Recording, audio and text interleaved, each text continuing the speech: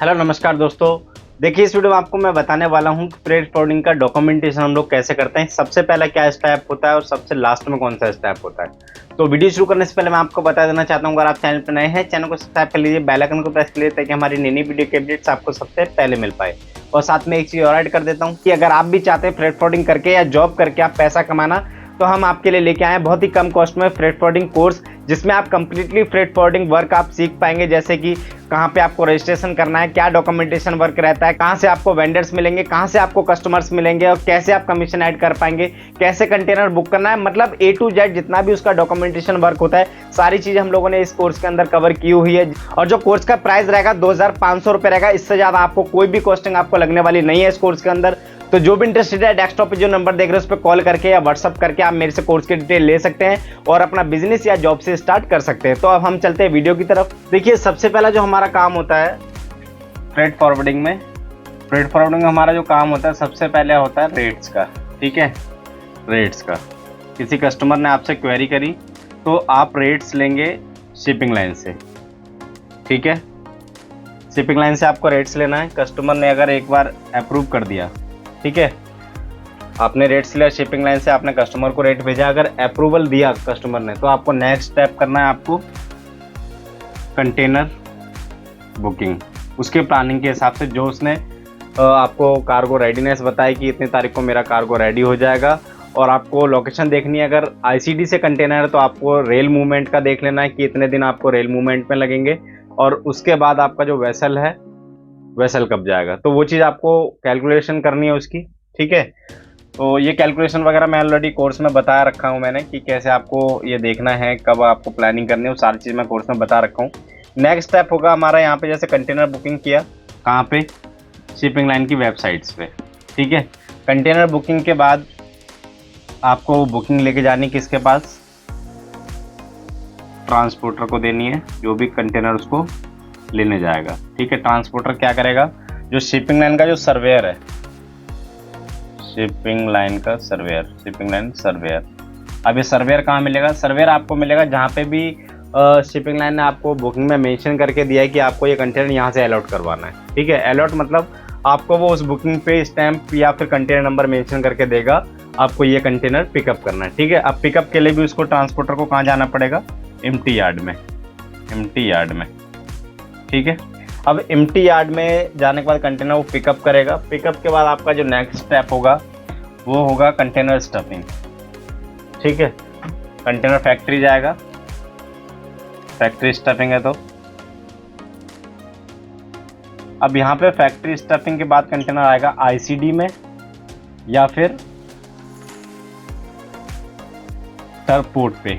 ठीक है, टर्मिनल पे मतलब पोर्ट पे, जो सी पोर्ट होता है वहाँ पे। ठीक है, सीएफएस में जिसे बोलते हैं कंटेनर फ्रेट स्टेशन। आईसीडी होती है इनलैंड पोर्ट और सीएफएस होता है जहाँ पे आपका डायरेक्ट सी पोर्ट है, वहाँ पे सीएफएस होते हैं। ठीक है, अब कंटेनर स्टफिंग होके आया आपका आईसीडी में। यहाँ पे आईसीडी में आने से पहले एक्सपोर्टर के द्वारा आपको, एक्सपोर्टर से आपको डॉक्यूमेंट्स मिलेंगे, invoice packing list, invoice packing list.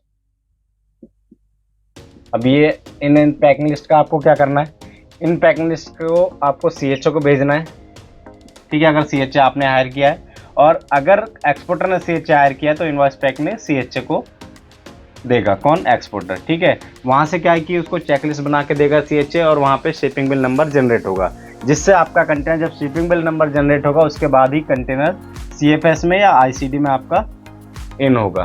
ठीक है, क्लियरेंस के लिए वहाँ पे क्लियरेंस हुआ। क्लियरेंस के बाद आपको कंटेनर का जो नेक्स्ट प्रोसेस होगा आपका, अगर क्लियरेंस हो जाता है, क्लियरेंस के बाद लियो कॉपी, अगर लियो कॉपी आपको कौन देगा, सीएचए। ठीक है, या अगर एक्सपोर्ट, जैसे मैंने आपको बताया, अगर सीएचए आपने हायर किया तो सीएचए आपको देगा लियो कॉपी, अदरवाइज एक्सपोर्टर आपको सीएचए से लियो कॉपी लेके देगा। ठीक है, लियो कॉपी मतलब शिपिंग बिल, शिपिंग बिल। अब क्या होगा, यहाँ पे आपका क्लियरेंस हो गया, शिपिंग बिल आ गया तो मतलब क्लियरेंस हो गया। ठीक है, लियो एक्सपोर्ट कॉपी आ गया आपके पास। तब नेक्स्ट स्टेप आपका क्या होगा, वीजेम आपको सबमिट करना है। वीजेम आपको खुद बनाना है, उसका फॉर्मेट मैंने ऑलरेडी अपनी वेबसाइट पे अपलोड किया हुआ है। नेक्स्ट आपको शिपिंग इंस्ट्रक्शन सबमिट करना है, शिपिंग इंस्ट्रक्शन सबमिट करना है। अब ये दोनों चीज़ आपको सबमिट कहाँ पे करनी है, वीजेम अगर ओडेक्स पे है, अगर वो आपको डिपेंड करता है कि वो शिपिंग लाइन जिससे आपने बुकिंग ली है वो ऑनलाइन वीजीएम ले रही है या मैनुअल। ठीक है, अगर मैनुअल लेती है तो आपको उसको सर्वेयर को हैंड ओवर करना है, अगर ऑनलाइन है तो आपको ओडेक्स पे या उसकी वेबसाइट पे सबमिट करना है, वो आपको शिपिंग लाइन से चेक कर लेना है। शिपिंग इंस्ट्रक्शन भी इसी तरीके से आपको अगर ऑनलाइन सबमिट करना है तो उसकी वेबसाइट पे करना है, अदरवाइज आप उसको मैनुअल वर्ड फाइल में बना के दे सकते हैं। इसका भी फॉर्मेट मैंने अपनी वेबसाइट पे डाला हुआ है। ठीक है, नेक्स्ट स्टेप होगा आपका जो शिपिंग बिल कॉपी हुई है आपको ये सबमिट करनी है ओडेक्स पे या फिर MMD3 पे। आपको पता कर लेना शिपिंग कौन से पोर्टल पे ये जो है शिपिंग बिल एक्सेप्ट करती है। ओडेक्स है तो ओडेक्स, MMD3 है तो MMD3 पे। इन दोनों में से कहीं पे ले रही है, मैनुअल ले रही है तो आपको सर्वेयर को उसके जो उसका सर्वेयर है उसको आपको हैंड ओवर कर देना है वीजीएम और शिपिंग बिल। ठीक है, नेक्स्ट स्टेप होगा आपका जो शिपिंग इंस्ट्रक्शन आपने सबमिट किया है आपको BL ड्राफ्ट मिल जाएगा, मतलब first print, BL first print. ठीक है, फर्स्ट प्रिंट ये मिल जाएगा आपको। चेकिंग के लिए एक्सपोर्टर को भेजना है। देन आपको अगर अप्रूवल आ जाता है या फिर कोई चेंजेस है तो आपको शिपिंग लाइन से चेंजेस करवाने हैं, और अगर ओके है तो आपको शिपिंग लाइन को ओके कर देना है। ठीक है, इसके बाद जब आपका कंटेनर लोड हो जाता है वेसल पे, मतलब जहाज पे लोड हो जाता है, तो आपको शिपिंग लाइन में इनवॉइस रिक्वेस्ट डालनी है, इनवॉइस रिक्वेस्ट। ठीक है, इनवॉइस रिक्वेस्ट डालेंगे मतलब जो भी शिपमेंट आप कर रहे हैं उसकी इनवॉइस आपको मिलेगी, आपको पेमेंट करनी है शिपिंग लाइन को और अपनी इनवॉइस एक्सपोर्टर को भेजनी है। ठीक है, अपने जो भी प्रॉफिट आपने ऐड करके दिया वो ऐड करके आपको एक्सपोर्टर को भेजनी है। देन आपको इसकी पेमेंट आपको शिपिंग लाइन को करनी है और BL आपको ले लेना है।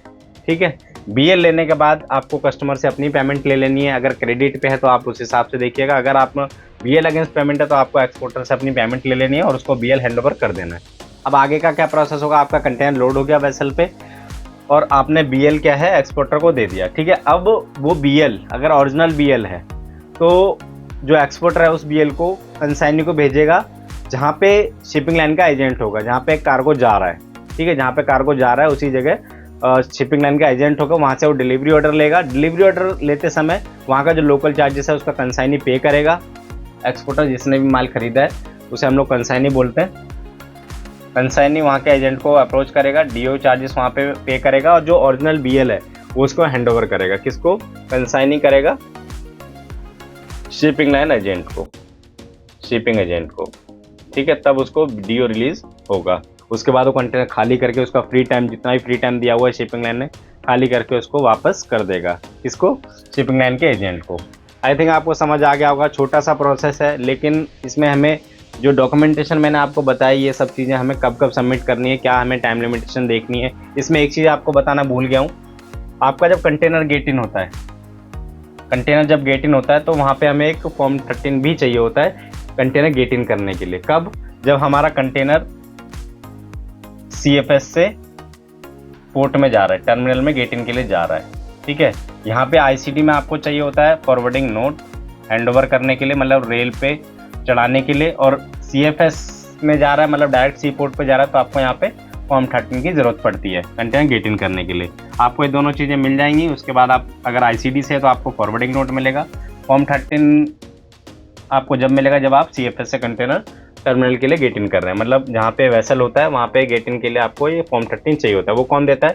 Shipping line. ये आपको रिक्वेस्ट कहाँ डालनी है? ओडेक्स पे डालनी होती है या फिर कार्गोज का एक पोर्टल है वहाँ डालनी होती है। अगर मैनुअल है तो आप इसके सर्वेयर से कलेक्ट कर सकते हैं। वो शिपिंग लाइन के ऊपर डिपेंड करता है कि वो ऑनलाइन ले रहे हैं या फिर ऑफलाइन ले रहे हैं। ठीक है, तो आपको ये सारी चीज़ें आपको समझ आ गई होंगी और ये सारी चीज़ें हम लोगों ने प्रैक्टिकल अपने कोर्स में बताई हुई हैं, जिससे आप बहुत ही आसानी से सारा डॉक्यूमेंटेशन वगैरह सीख सकते हैं। उसके बाद आप कहीं पे अच्छी जगह जॉब भी कर सकते हैं। तो उम्मीद करता हूँ वीडियो पसंद आएगी तो वीडियो को लाइक जरूर कर दीजिएगा, चैनल को सब्सक्राइब कर लीजिए, बेल आइकन को प्रेस कर लीजिए ताकि हमारी नई वीडियो के अपडेट्स आपको सबसे पहले मिल पाए।